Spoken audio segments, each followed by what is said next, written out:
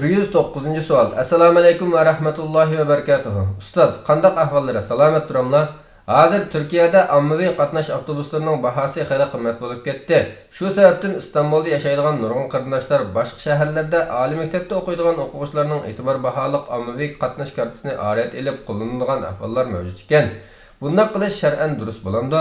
Agar durust bo'lmasa, kartini qo'llanuvchi va karti bilan ta'minlovchi, ya'ni kartining asli egasi va arat olguvchi har ikki taraf gunohkor bo'lamdi yoki karti bilan ta'minlovchilar gunohkor bo'lamdi. Musulmonlarning manfaati uchun qilayotgan barliq xizmatlarga Alloh hasilab ajr ato qilsin inshaalloh. Alloh marhum onalarning qabrisini jannat bog'chalaridan bir bog'ch qilib bersin. Yashir maydonida name amal defteri, hayot vaqtida qilgan yaxshi yomon amallar yozilgan defterini o'ng tarafdan olg'u nasib qilsin inshaalloh. Javob: Va alaykum assalom va rahmatullohi va barakatuh. Alloh shukr. Bunda qilish to'g'ri bo'lmaydi. Har ikki taraf gunohkor bo'ladi. Ham buning salbiy ta'siri bo'ladi. Faqat kartasi yo'q o'quvchilarla aret elib ishlatib tursa mayli deyish mumkin. Chunki u o'quvchi bo'lgandikan.